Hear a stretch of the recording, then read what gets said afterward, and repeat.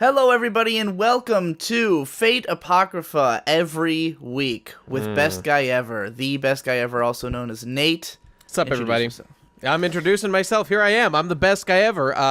I'm here. I'm queer, ready to talk about some Fate shit. The greatest anime ever made. You know, Fate Stay Night. The greatest series ever made.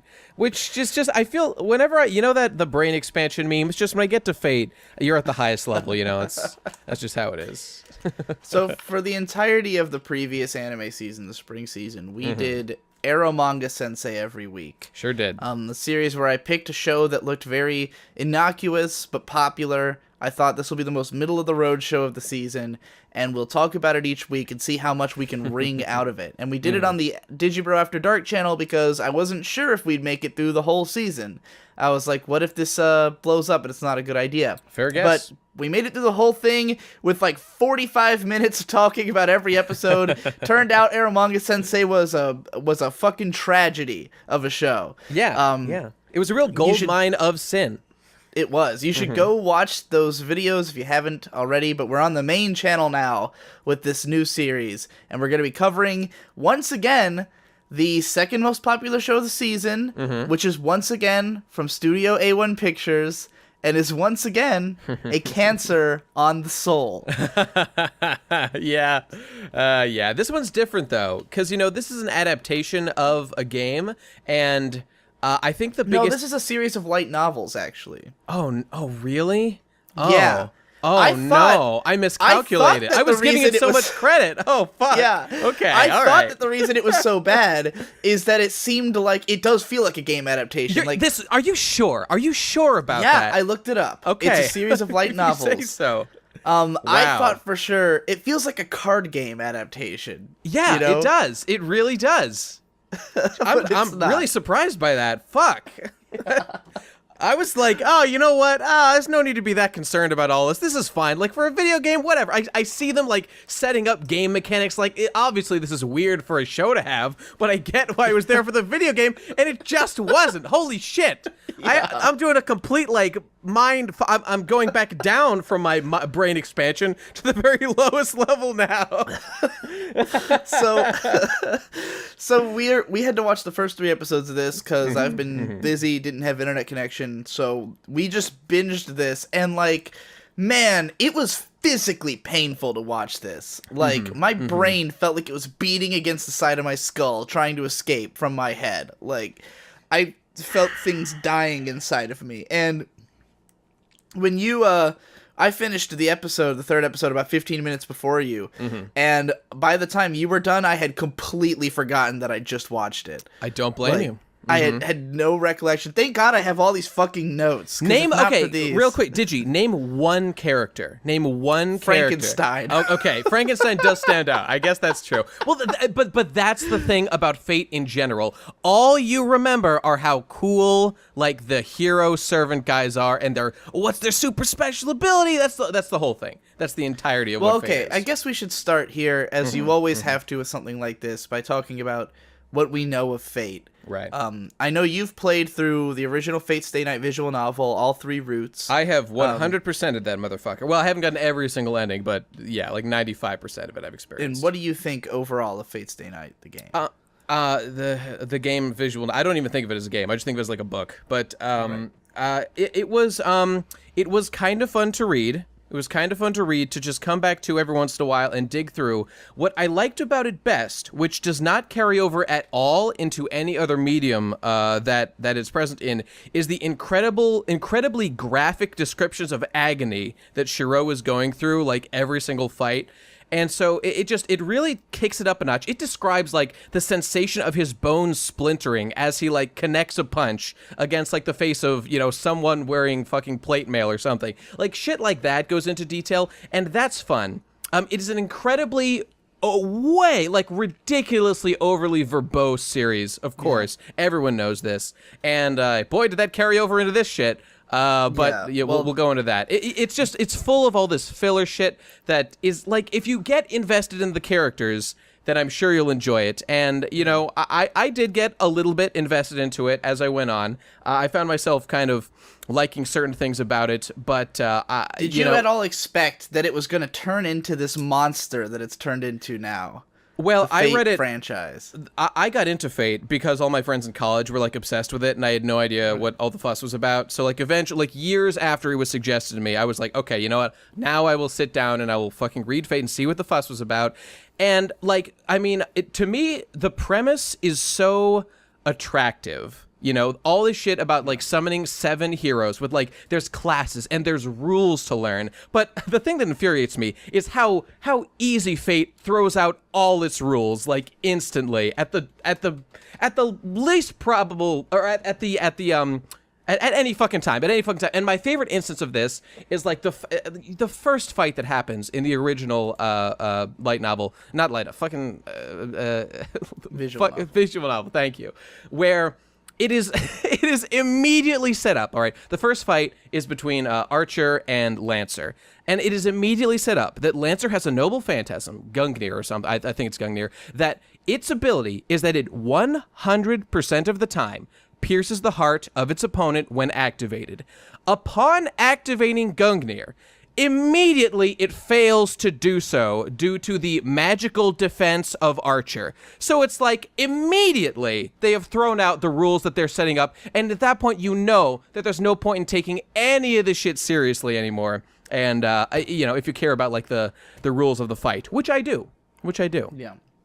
But, you know, it's just a big silly bunch of bullshit, you know, just enjoying seeing characters portrayed like girl. 100% of Fate's appeal is Girl Frankenstein. Girl Frankenstein is Fate's Stay Night. She is the Fate series.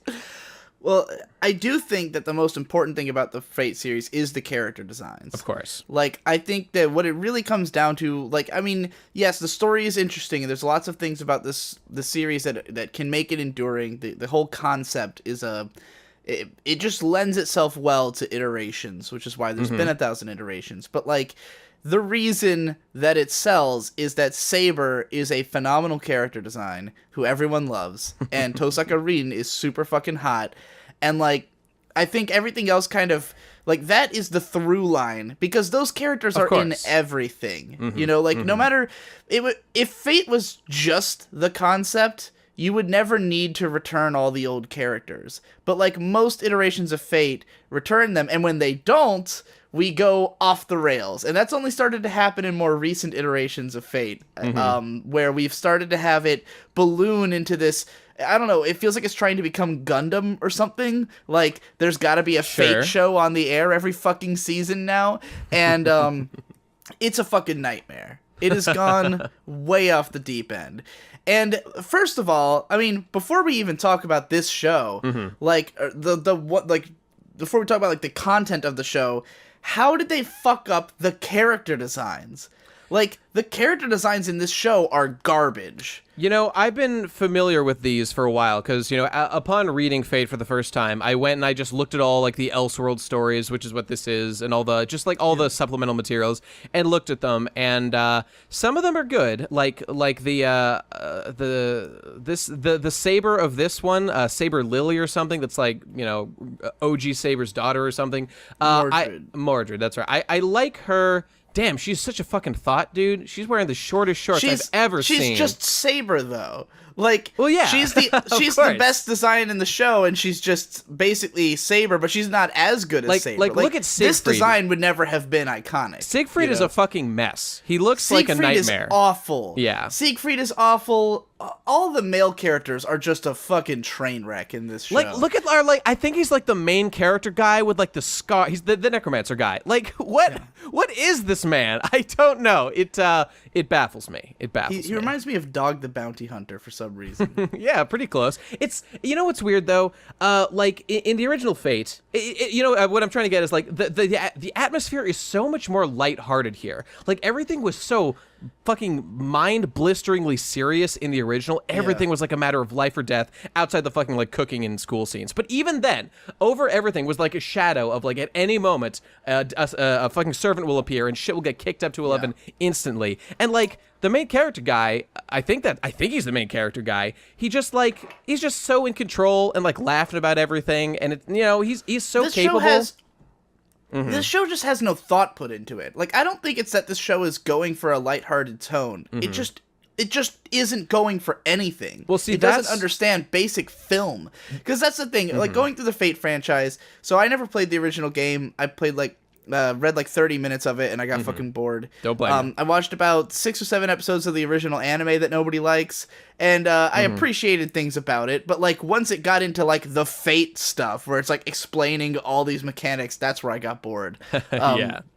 And then I really liked Fate Zero, because Fate Zero is incredibly fucking dark and serious, and the point of Fate Zero, it kind of pushes all the gamey shit to the back burner a little bit and focuses more on the characters and what they're about, and the characters in Fate Zero are fantastic.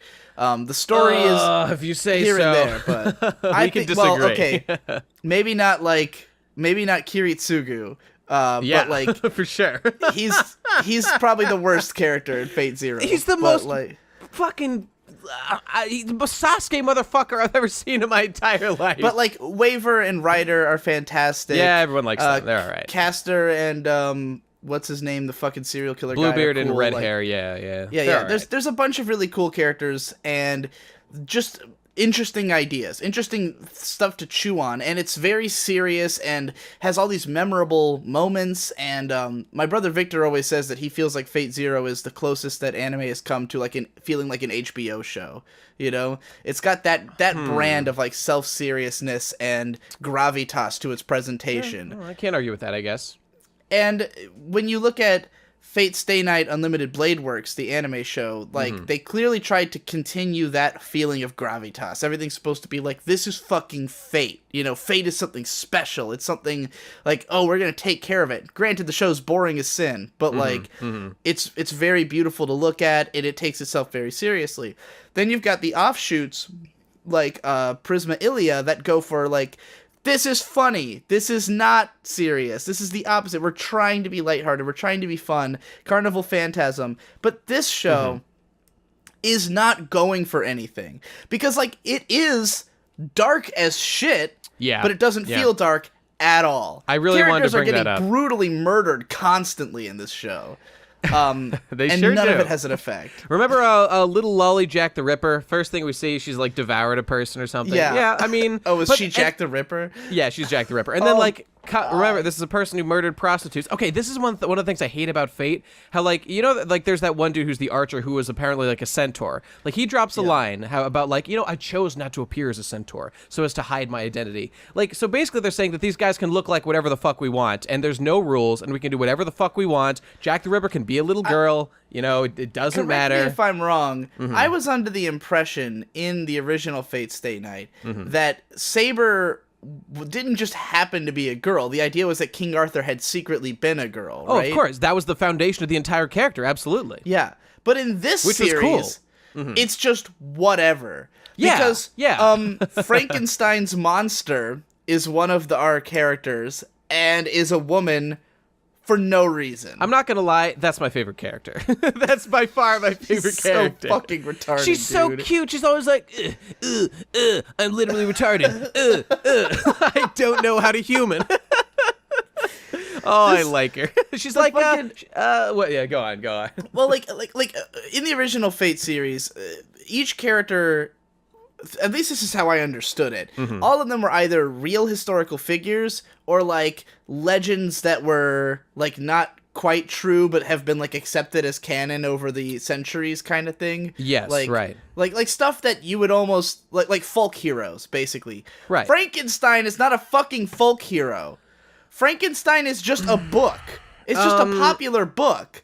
Like, there's never been, okay, someone like Robin Hood, like, the idea behind Robin Hood is that he really existed. He didn't, but the idea is that he did. There's never been, like, a mythos that Frankenstein was a real person, you know? Frankenstein's just a fucking character in a book. You know, and from the 1800s. Like, why is Frankenstein a fucking summon in this? It's just become a part of culture. I guess is that in the rules? Like, I need the fucking rules. I need to read the goddamn rule book for how this fucking war works, because I don't know. Are all, like, is any public domain character just now in there? Is this now just a League of Extraordinary Gentlemen now? I guess like, so. I think so. Like, maybe it's just if it's just that, like, if you believe in a character enough, like if everyone's just like, yes, we know this guy. Like, I think Santa Claus is in one. No one. Well, he was a saint. He was a saint though. So again, but the idea of Santa Claus is that he's real, right? Like we know he's not, but that's the idea. Frankenstein's never had that. Bigfoot would be better than fucking Frankenstein. Correct me if I'm wrong, though, but when they were discussing Frankenstein's origin, it sounded like the guy was talking as if she was real within the context of this story. That is possible. Maybe that's what it is. What it's supposed to be. Okay. Because this is in an alternate universe. Right. An alt-universe version of Fate where the original story never happened. Fate Stay Night and Fate Zero never happened because something went differently. Incidentally, though, what's weird about that, in this universe, seemingly, King Arthur was a man, because Mordred says that she is the only true descendant of King Arthur, and refers to her father as someone she's trying to, like, live up to. Correct. So, apparently Original Saber is a man in this universe. Okay, I'm glad you brought that up, because I've never understood what the fuck's going on with any of that. Because as I believe that Saber does have, like, a queen. This is referenced. She talks about his queen in the original. And, you know, because like, there's the story of Lancelot fucking, you know, cheats on, he cucks King Arthur with his wife, Guinevere, or whatever the fuck her name is. So, like, did she, what, she's a woman. She is a woman. I don't understand the mechanics here, all right? I don't, maybe she's adopted. I don't fucking know. I don't know. Maybe they used Lancelot's sperm. I don't know. It's very confusing. Trying to wrap your head around this shit, man. Yeah. Like, here's the thing. This show, I will give it one thing. It lives up to the title perfectly. This show is Apocrypha. Because, like, religious Apocrypha is basically all of the extra retarded non-canon bullshit that people tie into the Bible, right? I didn't know. Okay. Yeah, that's what Apocrypha is. Like, religious Apocrypha is like when people go on about, like, all the different dukes of hell and all their names and, like, what they all do in their domains and shit. That's all religious Apocrypha. Okay. So this show is definitely focused on the Apocrypha of Fate. It's just, like, every random detail about the Fate universe is crammed into this show. You know what's interesting, though? It's at the expense of every single character. Every single one doesn't matter and isn't important. The most they matter is in their character designs. That's it. It's amazing. It's amazing. Even the guy who I'm like, I think he's the main character. I don't know. Yeah. It's just his design is so not normal main character, and his attitude isn't like an up-and-comer, or like, and the show is not interested in exploring anyone's backstory at all. They don't give a fuck, which is why I thought it was a video game where you're just like given a character and you're like, go fight now. But no, really astounding. Yeah, and I think this is a great case of a term that you and I are both fans of that was made up by film crit Hulk. I think I know of tangible details being misunderstood, because this show, it has all of the tangible details of Fate. It's got the system by which everything works. It's got the sabers and the lancers and the archers and all that. And it's got, like, the stuff that happens in Fate. Like, people die violently, you know? Yep. Fate's always been an extremely violent franchise, but it's such a misunderstanding of the violence in Fate. Because, like, in the games, there's violent moments, but they're, like, insane. They're, like, legitimately shocking. Yeah. When, like, Ilya gets her fucking heart torn out, it's like, oh, that was a big deal. Yeah. Or in Fate Zero, it's like, there's lots of stuff that's just fucking unnerving. Like, in the first episode, when the girl's in the fucking bug pit. Just just like a little girl getting violated by hundreds of bugs. Yeah, that's pretty fucked up. Yeah, it fucking gets into your skull. That haunts A to this very day. You know, that image is just ingrained in our psyche to be terrified of and disgusted by, despite her being best girl. Yeah, and so Fate historically, yes, it's a horror series, but it's horror. It's not just violent. It's horror. This show just has people get like comically destroyed on like a second-to-second basis with no fanfare. Like, it's as though they said, okay, we're going to do the thing that anime does where you fight 100 guys, but because this is Fate and Fate is gory, all of them are going to like explode in fountains of blood for no fucking reason, you know? And it's just numbing. Remember when they walked into that forest and there was like 100 guys all impaled on trees that were still alive and twitching? I remember that. I didn't forget that when the next scene was like a cute caster girl like prancing around telling everyone's name. I didn't forget that just happened, show. Why did you? I don't, they really don't get it. It's just, it's lots of edge. Yeah. Lots of edge intercut with scenes of endless exposition. Mm-hmm.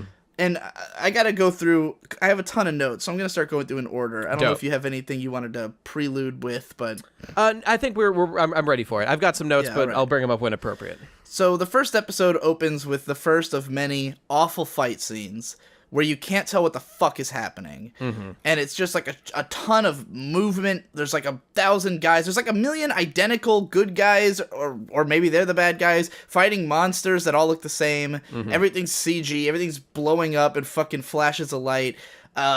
We reach peak saber in this episode because there's like 2 or 3 sabers running around, which, as I understand it, that's what eventually happened to the Fate franchise. It's just that there's like 30 sabers now or something. Yep.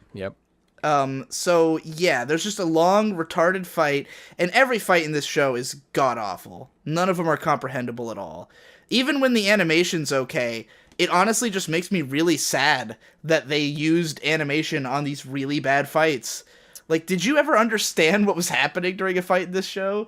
Did I understand what was happening? No. I did think some of them, like, looked kind of cool. I will give them that. I do, even when I'm not able to follow. I mean, the real problem was I have no stakes because I don't care about any of these people. I don't know who they are. So at that point, I can kind of resign myself and be like, well, things are happening. I feel my heart moving a little bit. I'm not dead yet.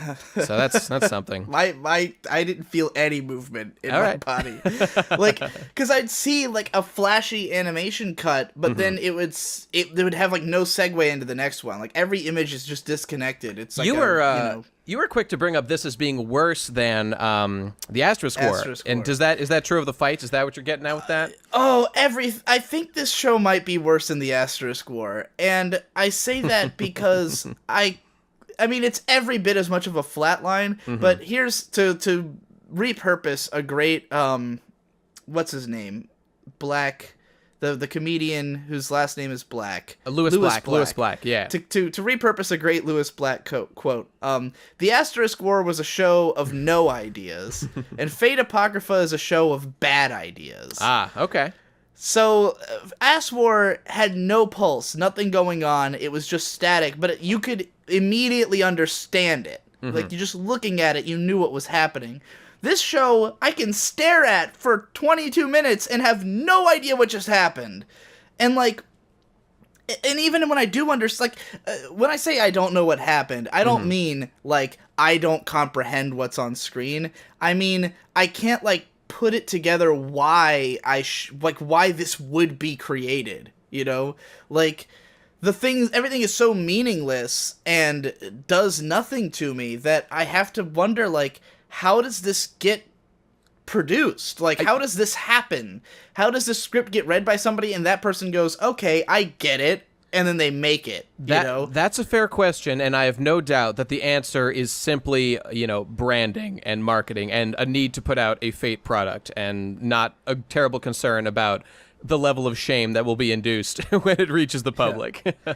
I feel like this is the kind of show that people will look at it and they'll think, well, I don't get it, but surely there's some kind of big Fate fan out there who understands this. Like, God, I hope surely not. if you know enough Fate Apocrypha, surely this makes sense. But I'm looking at it, and there's no way that's the case. There's no way anyone is on a deep enough Fate consciousness that they understand this show This is completely. when a show like this is where you would like a guy like Bill Burr to come watch the show and tell you what he thinks about it, because he would just be like, I don't know what the fuck any of these characters are doing, and you're all a bunch of cunts, and this is bullshit, and I'm not watching it anymore. He recently did a review of One Punch Man on his podcast where he talked about his insight was very interesting, and it takes you have to be confident when you recognize vapidness to say this is vapid. There is nothing of value here. I cast it aside. I'm moving on with my life, and this show desperately calls for that kind of axe grinding. Yeah, this show. So after the big opening fight scene, the entirety of episode 1 is exposition. Yeah. It's unbelievable. And the whole way through, all I could think about was the first episode of Fate Zero, which I love. I love the first episode of Fate Zero. It's 45 minutes long, and yes, a lot of it is exposition, but it's also all really interesting. Like, it introduces you to a ton of characters and what their motivations are, like what they're going to be doing in the plot. In fact, it does such a good job introducing the characters that then they feel static for the next 4 or 5 episodes because it's like, oh, we already got the point and we don't need it reiterated. It's got like this big epic build up over the course of the episode to the moment when they finally summon their familiars or whatever they're called, their servants. Yeah. And like when that happens, it's fucking like legit. It gives me like chills the first time I saw it, you know? And there's again creepy moments and different tension and dispersal, and everybody makes fun of the scene with the 2 guys walking in circles doing exposition. I know I do. That scene is 3 minutes long. 3 minutes. That's a long time to walk in a fucking circle, It's dude. a long time. It's a long time. 3 minutes in a 45-minute episode. And people act like that's the whole episode, though. Like, people act like, oh, all they did was walk around in circles. Motherfucker, watch Fate Apocrypha, where they literally sit in a fucking office and talk for fucking 15 minutes. Whereas in Fate Zero, they like go through, motivations of characters and ritualistic descriptions of like the reasons for what they're doing and how they're going to summon them, and then it builds up to a moment. In comparison, Apocrypha is like reading a grocery list of like things that we need to pick up on our way to get to the plot today. It's a nightmare. It's a nightmare. Yeah, and I had this moment of realization as well that when the characters just matter-of-factly explain the Holy Grail War, it sounds fucking stupid. Of course it does. Of course they're explaining it like a marketing guy is explaining to the president of a company so that he'll like buy the product and pick up the IP. Like that's what they're doing. Like when you watch like in the original Fate Stay Night, you really gain that information slowly over the course of this like mystery. Yeah, and that's the point. Yeah, it hooks you in with the character, like with Shiro having no fucking idea what's going on and being this weird autistic retard who gets wrapped up in this bizarre death game, and like by the time they finally start explaining it, you're already kind of invested. Or in Fate Zero, they dump a lot of it on you at the beginning, but it's got such a gravity to it where it's like these weird characters in these shadowy places, and like everyone's trying to hide something from everybody else. They're all like, oh, don't go around telling people your real name. And in this show, they literally sit in an office and the guy's like, so you know about the Holy Grail War? And he's like, yeah, everybody does. And he's like, oh, but that's what's funny, because in the real world, yes, we all know there are no mysteries to be explored. Everyone knows everything about the fucking Holy Grail War. The series is a giant, and that's why the original light novel worked, fucking visual novel worked really well in the same way that like the Hunger Games worked really well, because that was like a first-person story about like the very personal experience one character was going through, and that was no great work of literature. Neither is Fate. Surprise, surprise. But it was really, really good at being like a page turner because you get invested in this character and their struggles, and the fact that they know fuck all about this whole thing, and there's all these mysteries, and you want to find out about all these characters, and the whole concept is fresh at that time. Now that we know everything, all they have left to do is bring in new servants. And theoretically, and what people like you, I'm sure, liked about Fate Zero was that they bring in characters, they give them good motivations. Even I'll admit, some of the characters in Zero were good. And, we always say the Council of Kings is like the coolest scene ever. It was fucking great. Yeah. But that's them talking about motivations, talking about characters, developing themselves, explaining what's going on, with them personally, because humans like human stories. We don't so much like fucking rule sets explained to us for long periods of time, and that's why I don't think they'll ever be able to even close to capture, in a format like this. Even an anime in general, I don't think could do as good a job as the written word from Shiro's first-person perspective, his, viewing of the First War, the Fourth Holy Grail War, or whatever, and these are all for naught. Are all for naught. So I have written down goofy motherfuckers everywhere, because everyone's wearing these fucking dumb-looking outfits in this show, man. Like, because it's weird. We've gotten to that point. It's like late-game World of Warcraft armor, right? Where like you've got so much random bullshit tacked onto you because all of it. Oh, this does like a super magic fireball, and it's like, yeah, but you look like a fucking idiot wearing like 20 capes and shit. Like the dude in episode 3 in particular, who like shows up to fight them in the Lancer, who's got the big sun guy. Wings. I don't know what's going on with that dude, but he's got something. He's glowing or something. Yeah, he's a fucking nightmare on the eyes. I mean, Siegfried, we already mentioned. Siegfried's a monstrosity. Yeah, Siegfried's really bad.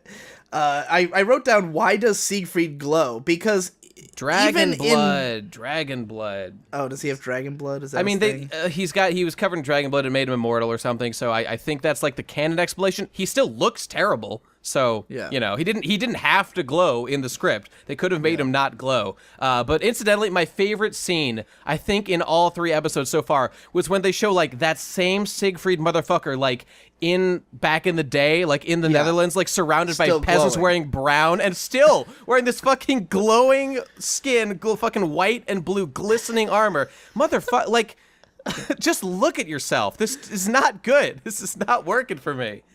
Yeah. So the start of episode 2 is the first.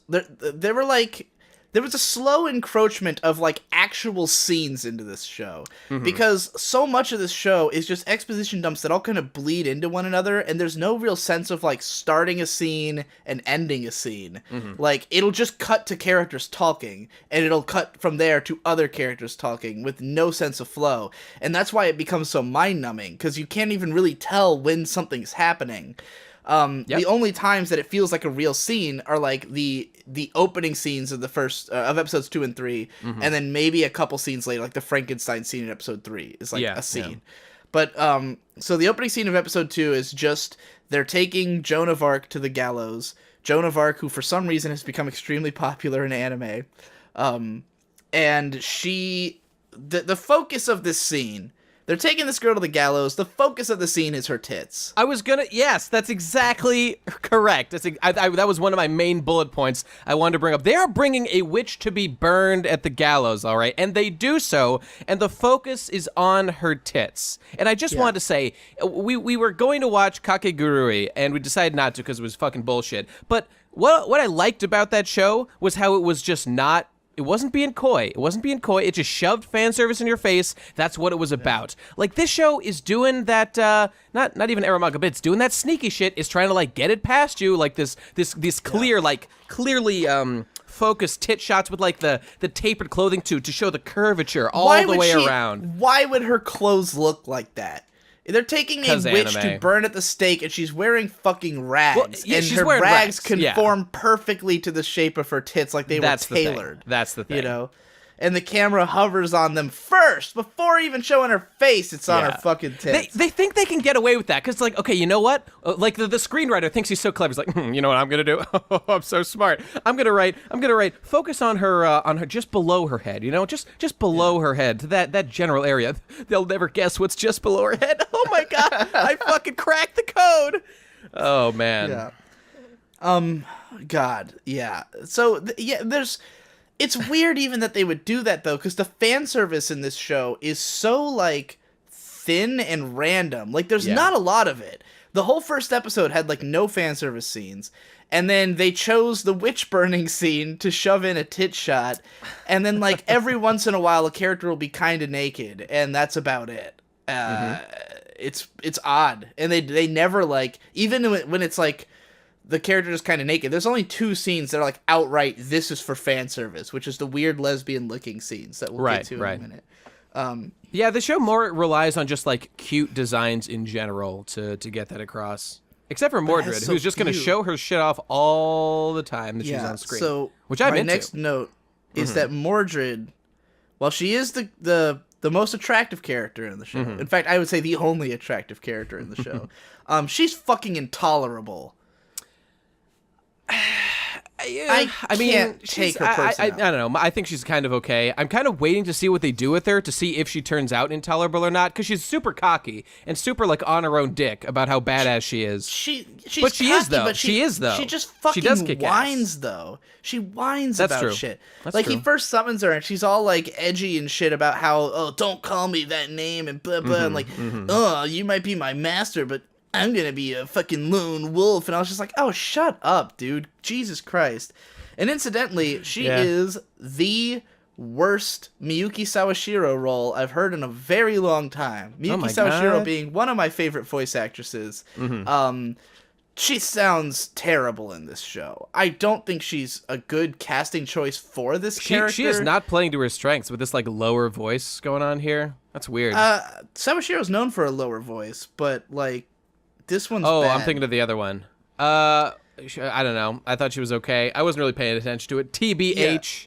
Well, I wouldn't expect you necessarily to. But not only is she in this show not good, but also Maya Sakamoto's in this show as fucking the woman getting burned as Joan of Arc.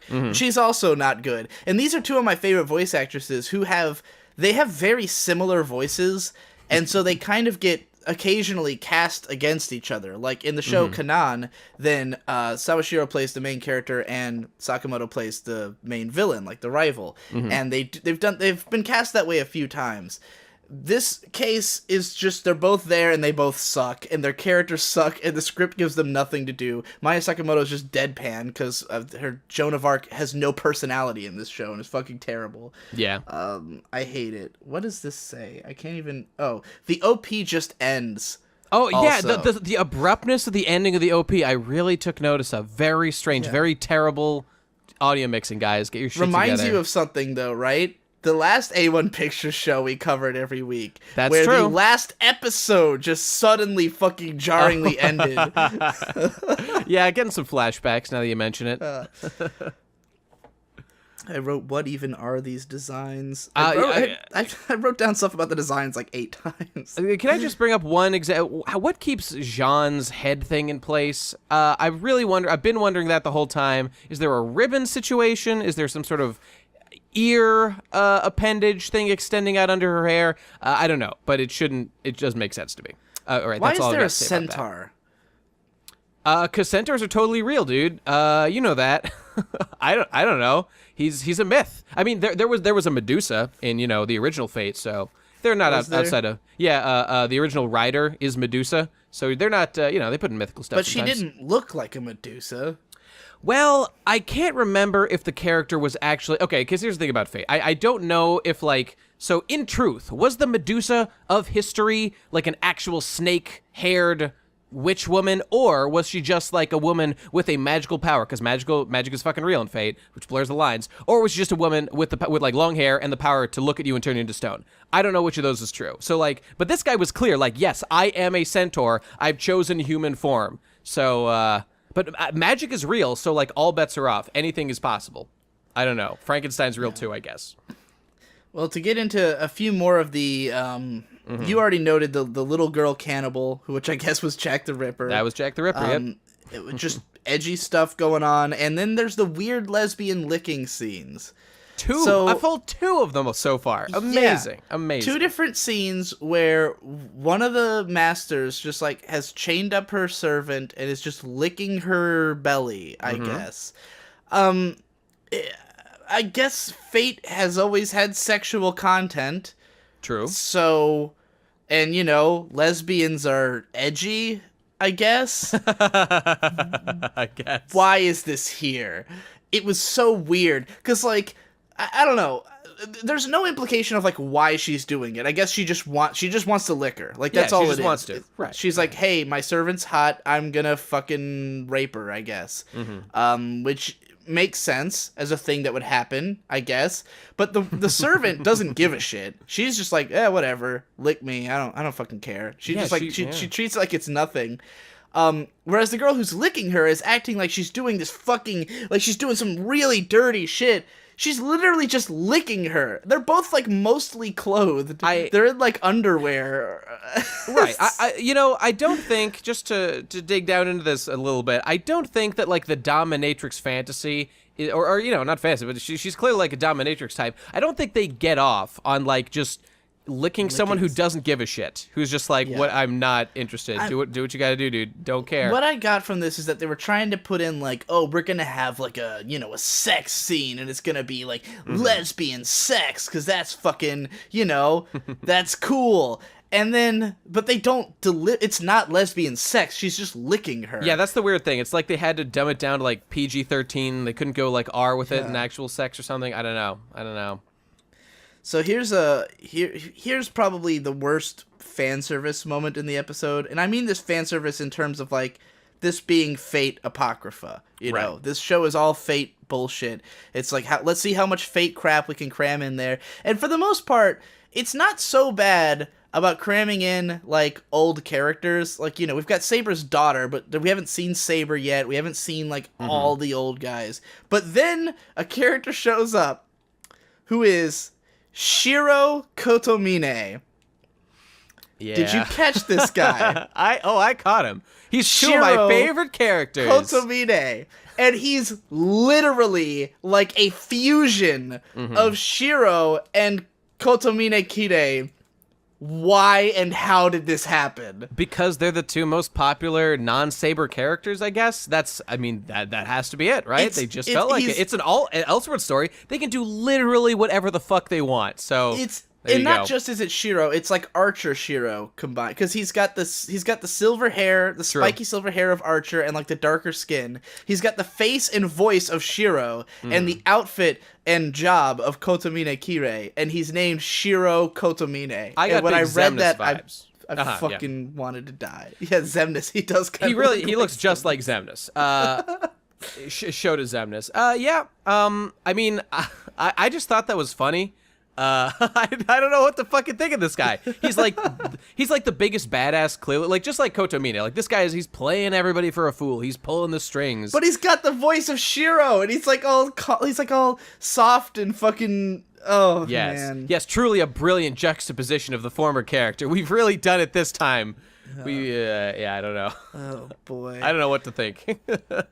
I've written down, who the fuck even are these people? And then in caps, everyone sucks. I don't know what scene. This could have been any scene. I know one scene that fits that description. Remember when just like all at once, like, and this ties to like the thing that you liked about Zero that this doesn't do, like just all at once, all the like the Romanian dudes, like the soldier guys in the army, whatever, like just all at once, 4 of them just summoned 4 servants. I mean, this is in episode 1, but just like bam, just matter of fact, we did it. Got our servants. Yes. Done. Moving on. What are your names? Okay, let's hurry up. Let's move this thing along. We don't have time to waste on characters. Before that, the way they introduce who all the masters are is a guy just fucking lists them. Yeah. Like, in the opening exposition scene, the guy says, all right, he's like, oh, who are the masters in the Holy Grail War? And he goes, this guy, this guy, this guy. Like, wasn't finding out the identities of people, like, half the fucking battle in Fate? Absolutely. That's exactly what was fun about it. But they don't give a shit. And like, what are you thinking about right now? I'll tell you, the only thing I'm thinking about, because the only thing that keeps the story interesting is, like, the characters that we haven't met yet. I just want, who are all our players. I want to know all our players. You gotta dole them out like one at a time, which is why this bloated fucking cast of 14 servants, 14 fucking masters. You got Joan of Arc and like the clone dude who I think is gonna hook up with her or something. This class is way too fucking big. I don't know. It's really baffling. They just way overdid it with this shit. So towards the end of episode 2 and throughout episode 3, we finally get some attempts at characterization. We've got this whole Frankenstein scene, which is basically just the guy like recaps what Frankenstein's deal is, and like, I guess she wants to have a fellow Frankenstein monster. That's her thing. And this guy clearly has a crush on her. I don't know. Frankenstein. Who wouldn't? She's like a cutie. She's a weird moe blob. Like, because her personality is she's a fucking rampaging berserk monster, but also she's got a soft heart and she's cute and she wears a dress. I'm into it, dude. You know. Yeah, well, if she was in a show that didn't make me want to die, then maybe she'd be all right. Yeah. But there's another characterization scene that is particularly atrocious in my opinion, which is where we've got this girl in a wheelchair talking to this other, I don't even know which one, I don't know if one of them was a master and one was a fucking servant. I don't even know who they are. I literally don't know who these people are. I know, but this is more fun. Go on. They're fucking sitting there, and the girl's talking about what she would wish for if she wins the Holy Grail War. I think they're both masters because they're both talking about their wishes. No. That's her servant. That's the centaur guy, the archer, and she's the master. Yeah. So she explains that what she wants with her wish is to make her legs work again because she's in a wheelchair, and if they tried to fix her legs, it would break her magical circuits. Right. So she wants to be able to have legs and also be a mage. And all I could think was, would you really participate in the Holy Grail War for that? Like, this is the most dangerous, like, life or death. Like, everyone in this one person survives the Holy Grail War. You are probably gonna die. That's not actually true. You can survive. You know, if your servant gets blowed the fuck out, then you're out. But you can live. You know, a bunch of people lived in the old story. I guess so.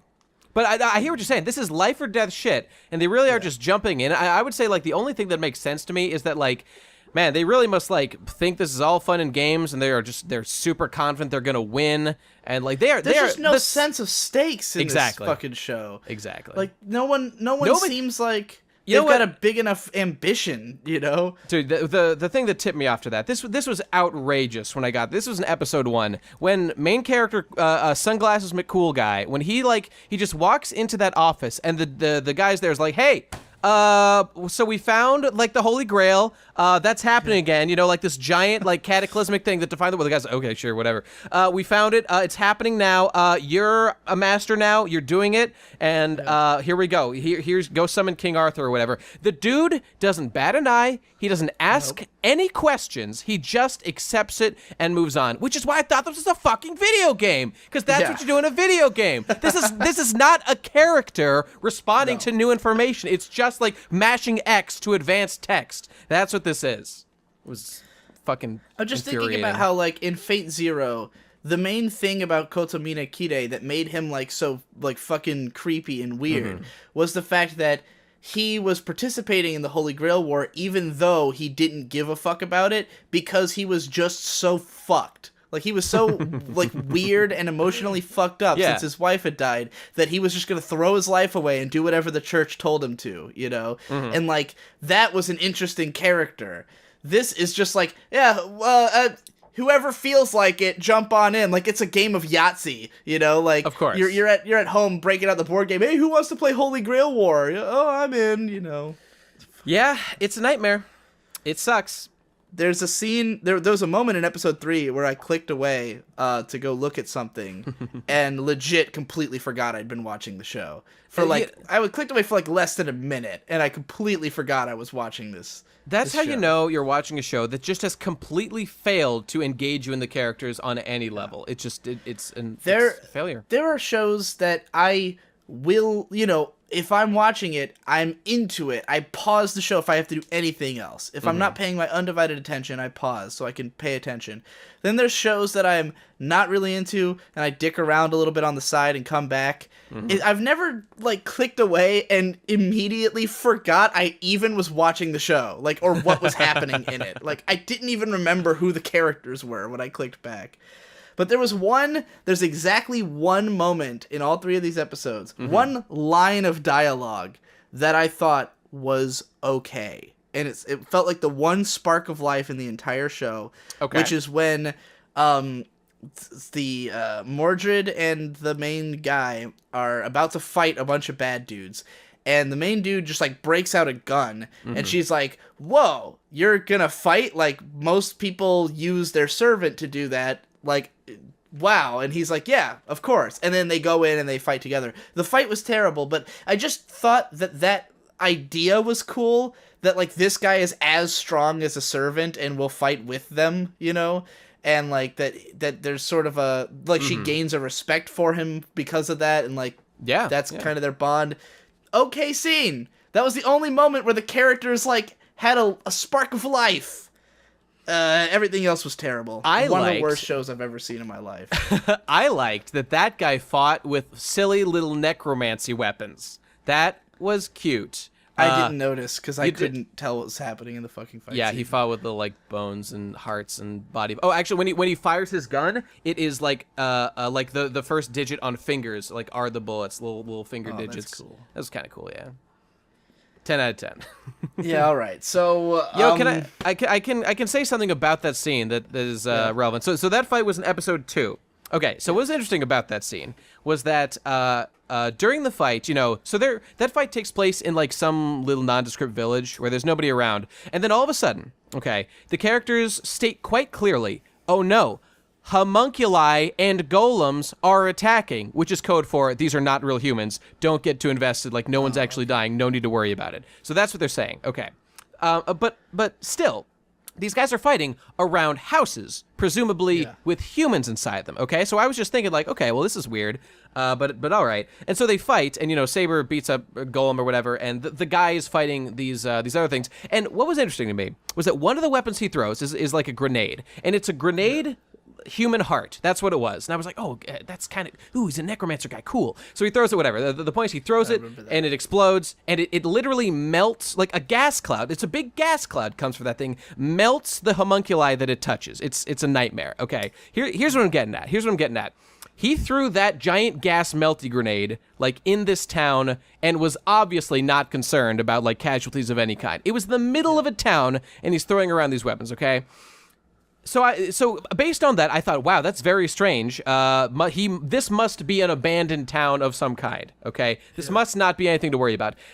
The thing is, though, in episode 3, when he's talking to Saber, they have a conversation explicitly about, hey, when we were in that town before, oh man, there were like people around. That was like a populated town. We got to be careful to avoid doing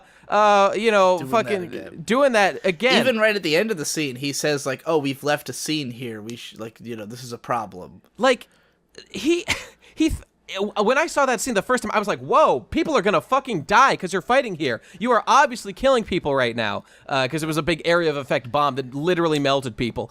And then like I thought they just must not care, but they do care, and it was just very annoying to me the fact that I was right. And I don't know. Yeah, it's interesting you bring that up because at the end of that scene, I hadn't thought about it at all. I just thought, oh, they're fighting, whatever. And then at the end of the scene, when he's like, oh, we've left quite a scene here, that was when I suddenly went, oh, yeah, they're not supposed to fight, like, this is supposed to be discreet. There's people around, yeah. The Holy Grail Wars in the shadows. Just the show does so little to, like, I don't know, introduce any element of anything. Like, I guess it's taken for granted that you just understand the rules of the Fate Stay Night story, but then it breaks so many of those rules, and it's so much of its own alt-universe thing that we kind of need you to reestablish what are the rules, you know? Because we see him fighting in town, we're going to go, well, I guess you're allowed to fight in town, and then he goes, oh, we can't fight in town. Oh, well, Exactly.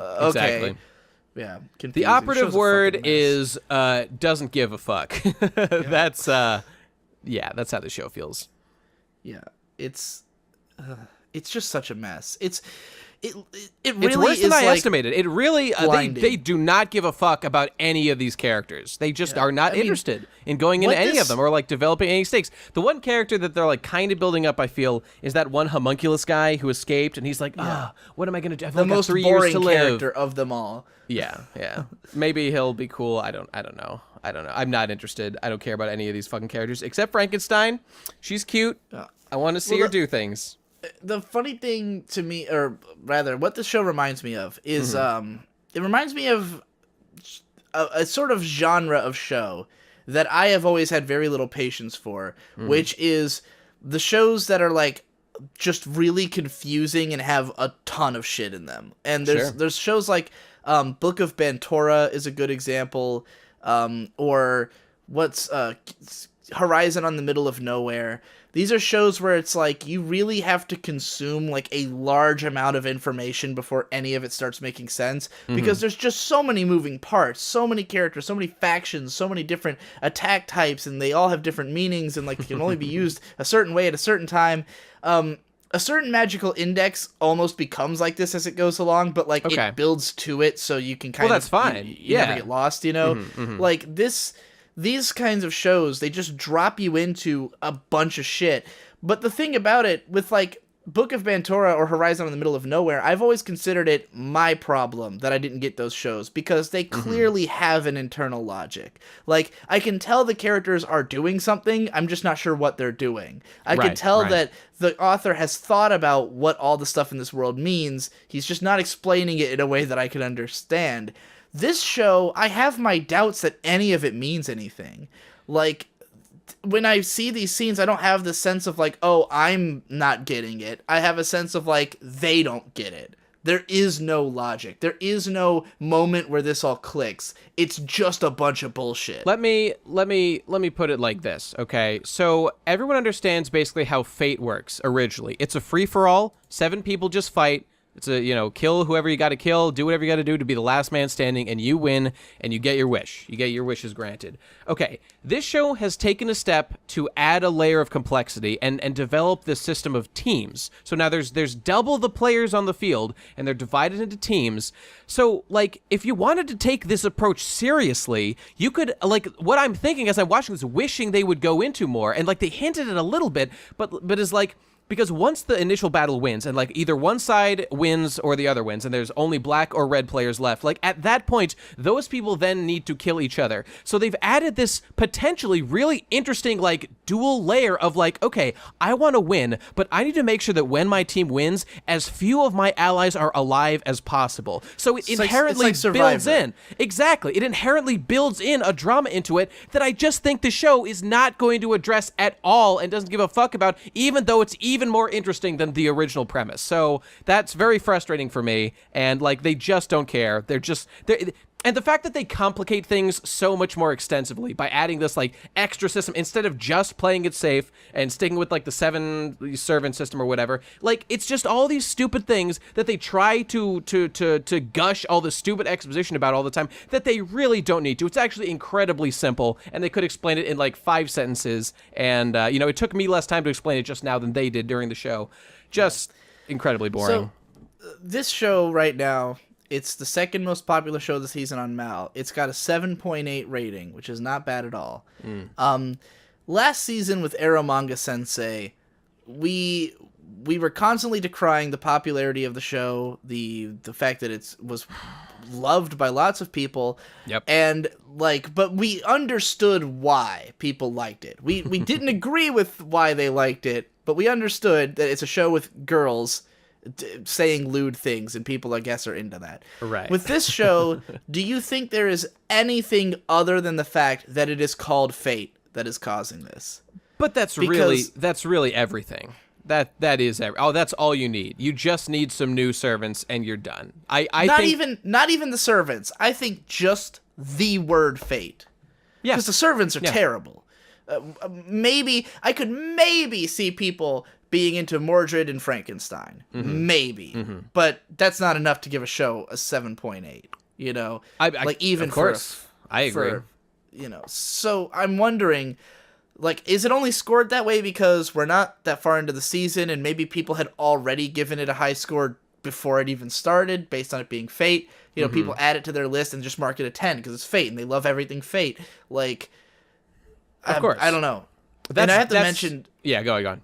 Sorry, this is the second A1 Pictures Fate thing. Last year they made an OV, or like a movie called Fate Grand Order, which was also one of the worst things I've ever seen. So like, with Fate Grand Order, I had meant to make a thing about it where I was going to talk about how this is the moment where Fate has officially jumped the shark and can never come down again. Like, no matter how... there's all these different iterations of Fate, and everyone has the ones they like, the ones they don't like. But like, I can respect most of Fate. Like, you know, I might not enjoy, for instance, Unlimited Blade Works, the TV show, but I respect it. It's a show. It's a show that was made, like, they put effort into it. It looks nice. There's a lot of people who really enjoy it, and I get why. Grand Order and Apocrypha are just nothing. There's been no effort has been put into this. This is a train wreck, you know? And it really stinks to me of, like, this is where we've gotten cynical, where we've officially said, okay, all we need to do is put Fate on something and it's going to sell. We don't need to put effort into it, you know? I'm looking at my Anime Expo lanyard, and it's got a bunch of Fate shit all over it. Oh, yeah, that's right. Which was for the card game, I think. There was like a whole bus with an advertisement just for the Fate card game. You know, we're at a point where put Fate on something, it'll sell, and they've taken the most cynical approach to that possible and made something bad, and it's gonna sell. That's the downside of capitalism, baby. You get shit like this, they'll just put it out because it's got brand recognition, and it'll do pretty well.